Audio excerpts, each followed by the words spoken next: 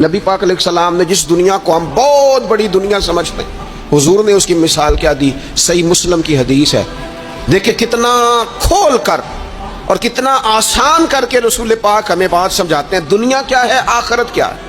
یہ والی زندگی کیا ہے، آخرت کی زندگی کیا ہے، بالکل کھول کر واضح کر کے نبی پاک علیہ السلام فرمانے لگے دنیا اور آخرت کی مثال اس طرح ہے جس طرح دریا بہ رہا ہو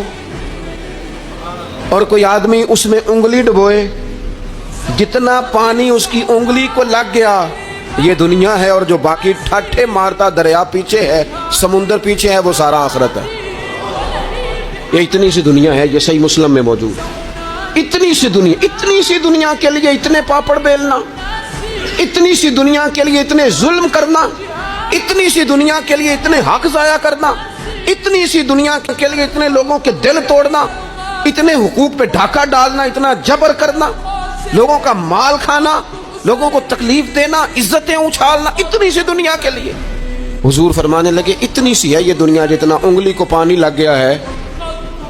وہ جنت، جو نیری جنت نہیں، خدا کا فضل ہے،